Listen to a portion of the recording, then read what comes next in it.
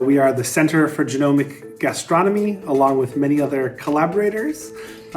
We spend time examining the organisms and environments that are manipulated by human food cultures. At the center, we have a mission statement that contains 3 parts.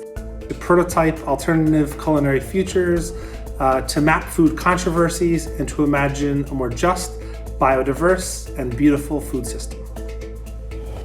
We call ourselves an artist-led think tank, and we do various projects that explore and exploit the human food system. We show our research in the form of publications, cooking shows, interactive exhibitions, lectures, basically just engaging with the public in general, but also specialized audiences. Some of the maybe scales of the way we work is from ingredient to meal to sort of actually a fully functioning restaurant.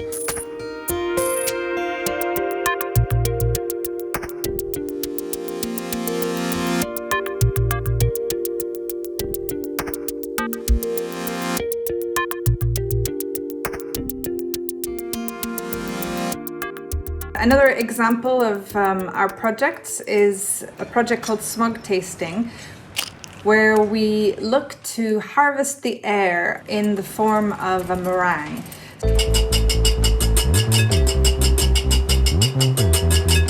So we were reading a book by an author called Harold McGee, and he wrote, when you whip eggs, it becomes 90% air, so it's like harvesting the air. And that language really inspired us to think, well, what if we try to harvest the air in a meringue as a way of capturing air quality data? Because different cities or different parts of the world produce different smogs that actually do have different smells. This was back in 2011-12. There was a lot of discussions around putting sensors everywhere to be able to capture air quality data.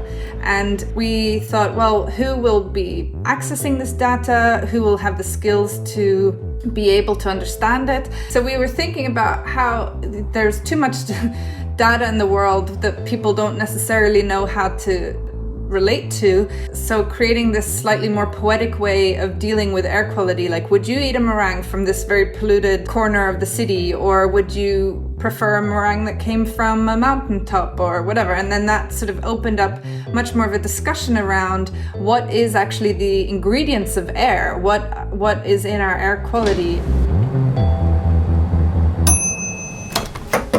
Sometimes we're trying to, I think, communicate and be really generous and make amazing food and have open spaces.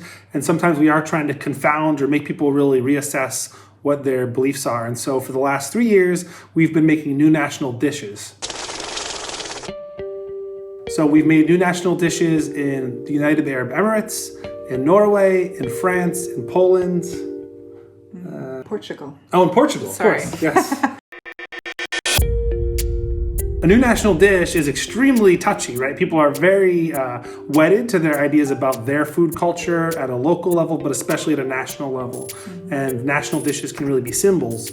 And so what we've done is thought about climate change and the way that food systems are going to change. And we've worked with the cultural institutions to propose 4 different options. They take into account what is tradition, what is nationalism, why do we have nation states, do we even want nation states?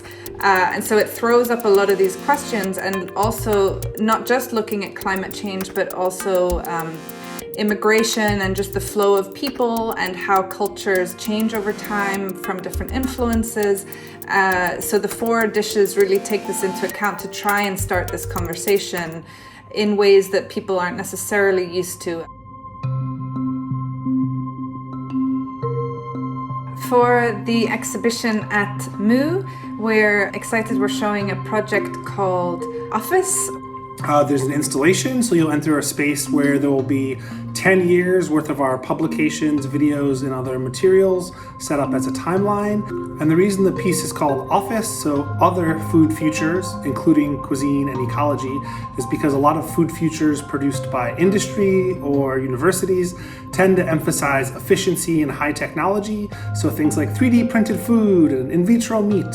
And what's often left out in those futures and those fantasies are real close attention to the taste and preference and celebration of food as something that's enjoyable.